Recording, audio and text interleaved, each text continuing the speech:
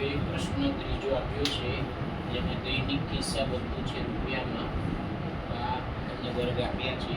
દૈનિક કિસ્સા બધું એટલે એક દિવસમાં પોકેટમાં જે પેરેન્ટ શકતા હોય એ આ છે, અને બાળકોની સંખ્યા. તો જેને એક દિવસમાં 11 રૂપિયાથી લઈને 13 રૂપિયા સુધી પૈસા આપતા હોય કિસ્સા ખર્ચ માટેના, એવા બાળકો કેટલા છે? 7. જેને 13 રૂપિયાથી લઈને 15 રૂપિયા સુધીનું દૈનિક ભથ્થું આપતા હોય, દરરોજ પોકેટ મની આપતા હોય એક દિવસના, એવા બાળકો કેટલા છે? 6. એ રીતે આ રકમને વંચાય. બીજું અહીંયા જો 13 અહીંયા બી છે, 13 અહીંયા બી છે, 15 અહીંયા બી છે, 15 અહીંયા બી છે. તો આની અંદર 13 નો સમાવેશ થાય નહીં. જે વિદ્યાર્થીને 13 રૂપિયા મળતા હોય એ આ વર્ગમાં આવે નહીં, એ અહીંયા આવે. 15 અહીંયા બી છે ને અહીંયા બી છે, એટલે આમાં 15 નો સમાવેશ થાય નહીં, આમાં 17 નો સમાવેશ થાય નહીં. 13 નો સમાવેશ આમાં થાય. 15 હોય, જેને 15 રૂપિયા મળતા હોય એ બાળક આ વર્ગમાં આવે. 17 રૂપિયા મળતા હોય એ બાળક આ વર્ગમાં આવે. હજી પહેલું આપ્યું છે કે જે સંખ્યા નાની છે એને મધ્યસીમા કહેવાય, અને જે પાછળની સંખ્યા છે, જે આગળની સંખ્યાથી મોટી છે, જે પાછળની સંખ્યા છે એને ઉધ્વસીમા કહેવાય.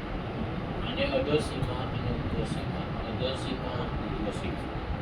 બરાબર છે? ઓકે. એટલે વર્ગમાં ઉધ્વસીમાનો સમાવેશ થાય નહીં, ઉધ્વસીમાનો સમાવેશ થાય નહીં, અધોસીમાનો સમાવેશ થાય. હવે આમાં આ આવૃત્તિ પૂરતી છે, આ આવૃત્તિ નથી આપી. આ આવૃત્તિની કિંમત શોધવાની છે. મધ્યક આપ્યો છે 18, મધ્યક 18 આપ્યું છે. તે આવૃત્તિ શોધો, તે આવૃત્તિ આપ્યું છે. તો મધ્યકના દરેક દાખલામાં xi શોધવાનું. xi ને કહેવાય મધ્ય કિંમત. xi ને શું કહેવાય? મધ્ય કિંમત.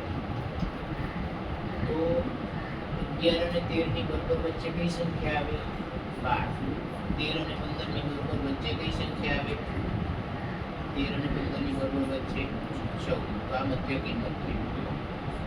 બીજી રીતે આમ બી કરાય. 11, 13, 15, 17, 19, 21, 23. આમાં 2 નો ગેપ. 15 માંથી 13 જાય તો 2, 17 માંથી 15 જાય તો 2, 19 માંથી 17 જાય તો 2. એમાં બધામાં 2 નો ગેપ છે. 12 છે એમાં 2 ઉમેરો, 14 ને 2, 16 ને 2, 18 ને 2, 20 ને 2, 22 ને 2, 24. એટલે 2 ઉમેરતા ગયા, વર્ગ લંબાઈ ઉમેરી. હવે આ fi છે ને આ xi છે, આ બધાનો ગુણાકાર કરવો કંઈ અઘરો નથી. તો આ દાખલો fi xi થી ગણવો સહેલો છે. આ જે સૂત્ર છે જેને સીધી રીત કહેવાય. લોકોમાં એવું કંઈ કીધું નથી કે કઈ રીતે દાખલો ગણવો છે, કઈ મેથડથી ગણવાનો છે, એવું નથી કીધું. એ તમે કોઈ પણ મેથડ યુઝ કરી શકો. સીધી રીત છે, ધારણા મધ્યકની રીત છે, અને પદ વિચ્છેદનની રીત છે. ત્રણમાંથી કોઈ પણ રીત કરાય. સીધી રીત કરવી સહેલી ક્યારે પડે? સીધી રીતે દાખલો ગણવો સહેલો ક્યારે પડે? જ્યારે આ fi અને xi આ બેનો ગુણાકાર કરવો સહેલો હોય. બહુ સરળતાથી આ બેનો તમે ગુણાકાર કરી શકતા હો. અને fi અને xi ની અંદર જે બધી સંખ્યાઓ છે તે બધી નાની નાની આવતી હોય, એટલે ગુણાકાર જલ્દીથી થાય. એવા દાખલામાં આ મેથડ ઈઝી પડે. આપણે આ fi xi થી ગણીએ 12 ગુણ્યા 7, 12 + 84, 14 6 84, 16 9 144, 9 6 54, 54 નો ચોગડો હતી 5, 9 ને 5 14, એટલે સાચું છે. 18 ગુણ્યા 13 કરો, 18 ગુણ્યા 13, પહેલા 0, 18 × 18, 18 × 54, 8 × 5 13 નો બદલો વધી 1 1 2, ત્યાં છે 234. હવે 1 ગુણ્યા 20 ને 20 અને 1 નો ગુણાકાર કરો તો 20 1 થાય, એટલે એટલે એફ વાળું છે તેને અલગ રાખવાનું, આની લાઈનમાં લખવાનું નહીં. બરાબર છે, કેલ્ક્યુલેશનમાં નહીં તો મિસ્ટેક થશે. જો અહીંયા નીચે લખશો એટલે આ એફ વાળું પદ છે ને એને દૂર રાખો. 22 5 22 5 110 24 ચોક 96 સિગ્મા FIXI જે FIXI છે એનો સરવાળો કરવાનો.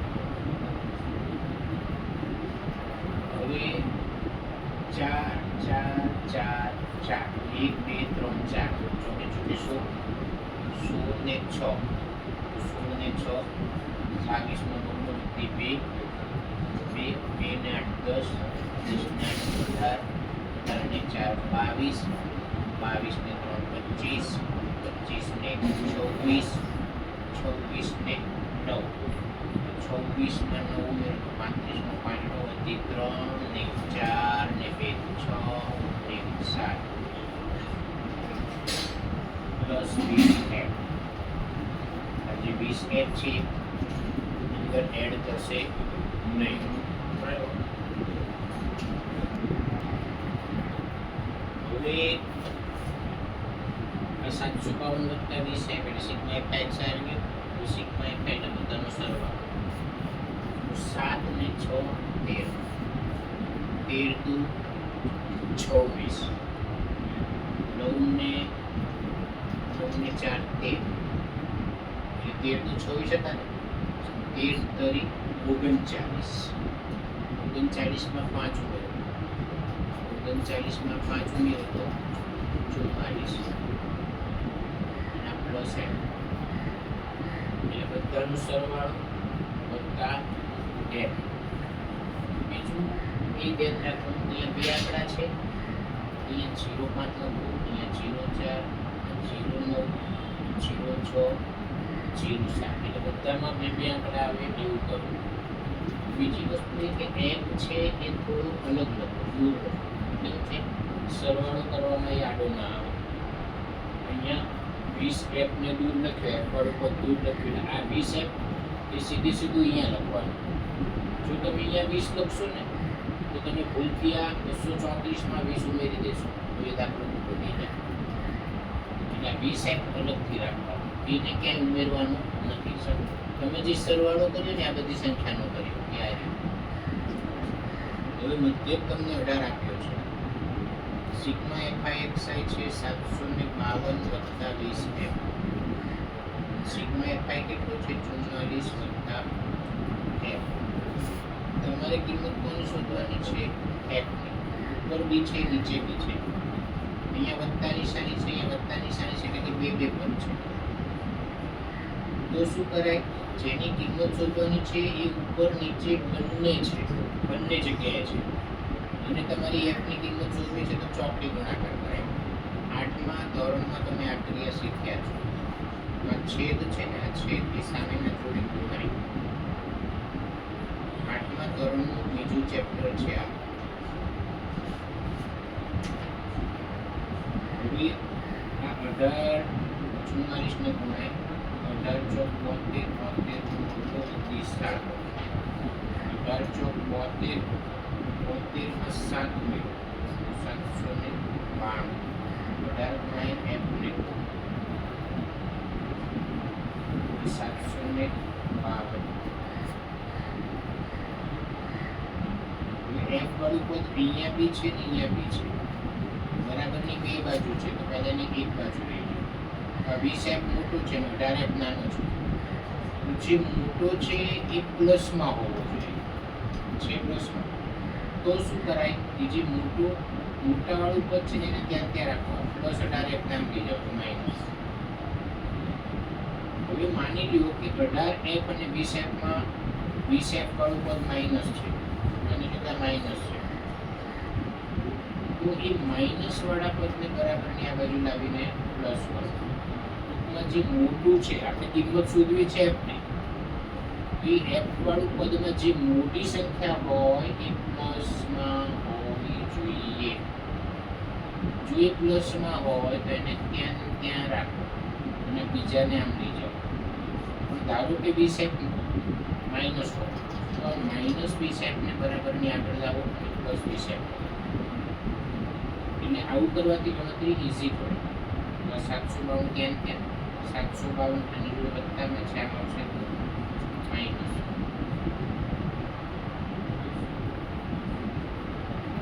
બે માંથી 2 જાય તો 0, 9 માંથી 5 જાય તો 4, 7 માંથી 7 જાય તો 0, 0, 9 માંથી 5 જાય તો 4.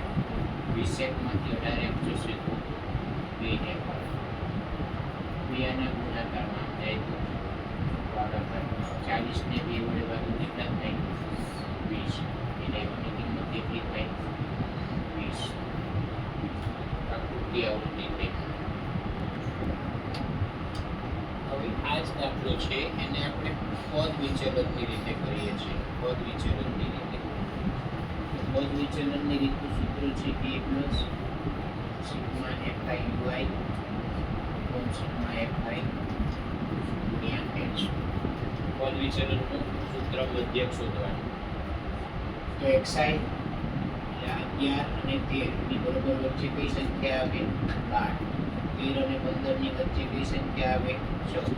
15 અને 17 ની વચ્ચે આવે 16. 17 અને 19 ની વચ્ચે આવે 18. 19 અને 21 ની વચ્ચે આવે 20. 21 ને 23 ની વચ્ચે કઈ સંખ્યા આવે? તો કે 22. 23 ને 25 ની વચ્ચે કઈ સંખ્યા આવે? 24. વચ્ચે એટલે બરોબર વચ્ચે, એક્ઝેક્ટ વચ્ચે આવે એની વાત થાય છે, એને મધ્ય કિંમત કહેવાય. હવે અહીંયા UI આપણે દાખલો UI થી કરીશું. તો UI બરાબર xi minus b upon h. આનો જવાબ આ એ છે. એને ધારેલો મધ્યક કહેવાય. એને ધારેલો મધ્યક કહેવાય. xi ના ખાનામાં જે સૌથી વચ્ચે આવે એને એ કહેવાય. પણ આમાં એવું નહીં કહેવાય. જે આવૃત્તિ ખૂટે છે ને, જે આવૃત્તિ ખૂટે છે એની સામેના xi ને એ કહેવાનું. તો દાખલો સહેલો પડે. સૌથી વચ્ચેના xi ને એ નહીં કહીએ. જે આવૃત્તિ ખૂટે છે, જે આવૃત્તિ ખૂટે છે એની સામેના xi ને એ કહેવાય. એની સામે ui 0, એની સામે ui 0 પર ga એમ એક માઈનસ થાય અને નીચે ga એમ એક વધે. નીચે ga એમ એક વધે. પછીનું ખાનું fi ને ui નું.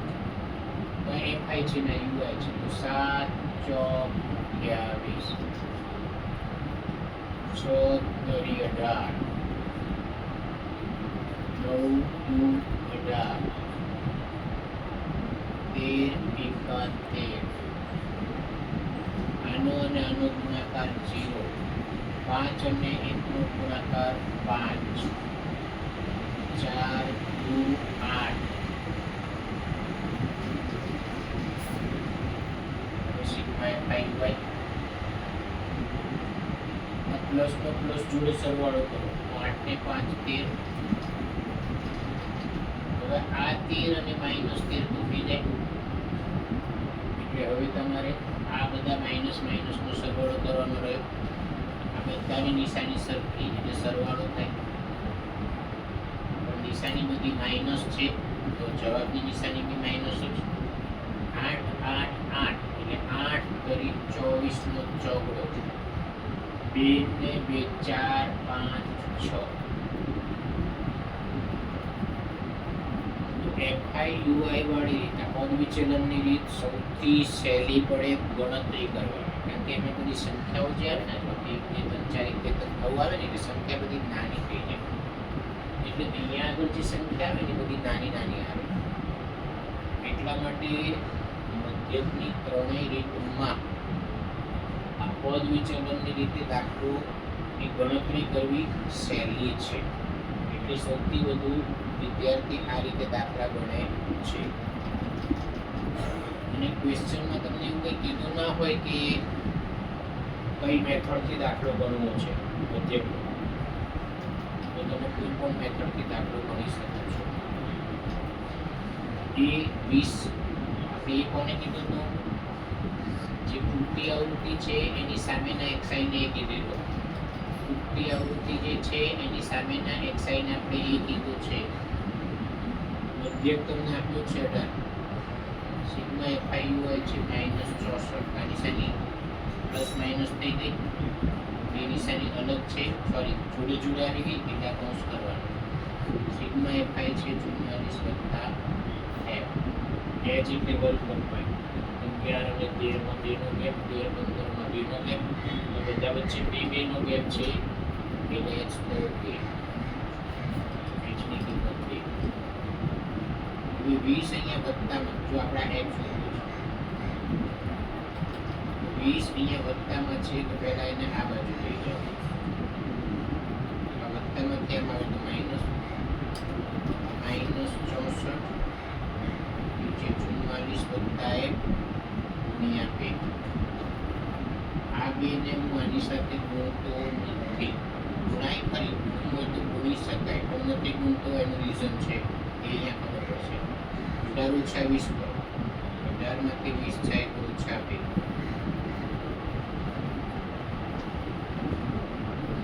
બે અહીંયા ગુણાકારમાં છે આખાના, આમ જાય તો ભાગાકારમાં.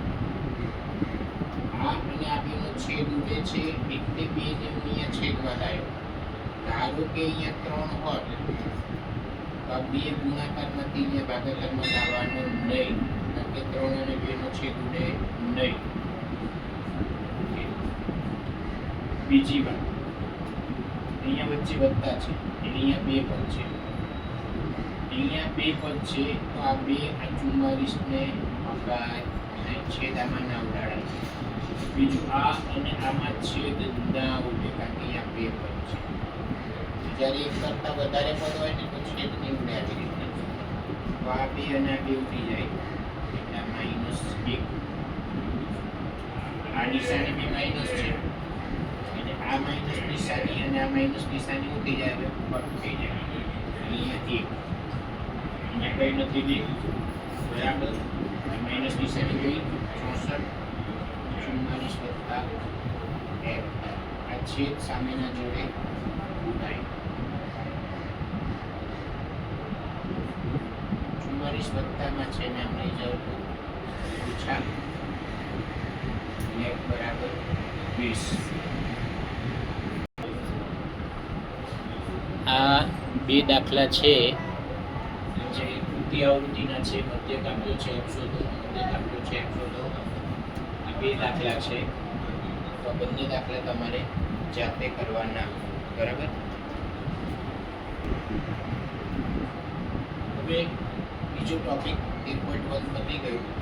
હવે બહુલક જેને ઝેડ કહેવાય, અવર્ગીકૃત માહિતી. માહિતી બે પ્રકારની, અવર્ગીકૃત, વર્ગીકૃત. તો આ અવર્ગીકૃત માહિતી માટેની વાત છે. તો સૌથી વધુ વખત પુનરાવર્તન થતા અવલોકનને બહુલક કહેવાય. જે અવલોકન સૌથી વધુ વખત રિપીટ થાય, જે અવલોકન સૌથી વધુ વખત પુનરાવર્તન થાય એને કહેવાય બહુલક.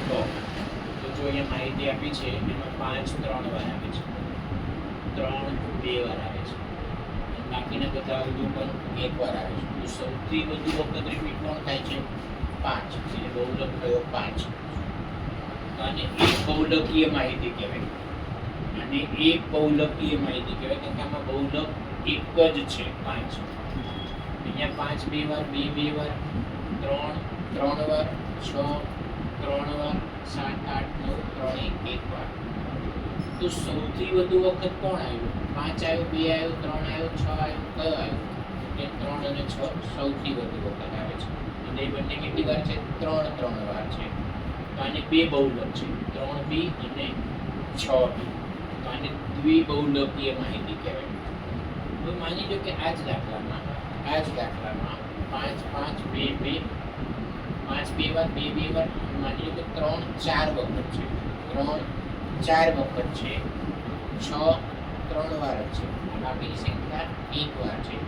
તો સૌથી વધુ વખત રિપીટ કોણ થયું કહેવાય?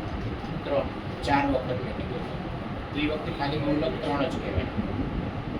તો આ દ્વિબહુલકીય માહિતી, કારણ કે આમાં બે બહુલક છે અત્યારે.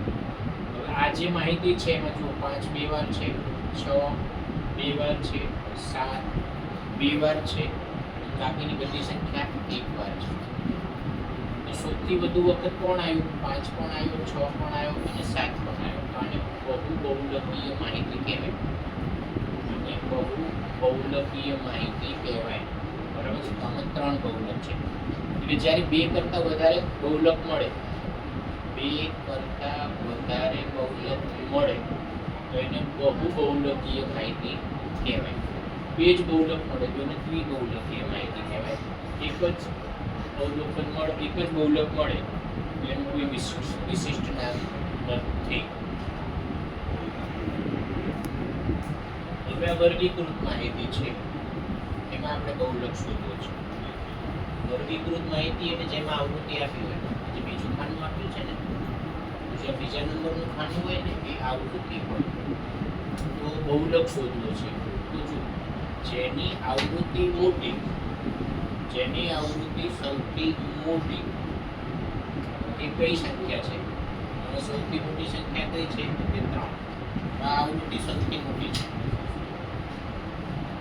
3 ની સામે xi કેટલો છે? 2. આ બધામાં સૌથી મોટી આવૃત્તિ 3 છે, એની સામેનો xi કેટલો છે? 2. તો એનો મતલબ એમ કે આનો બહુલક થયો 2. સૌથી મોટી આવૃત્તિ કઈ છે? 3 છે. તેથી બહુલક થયો 2.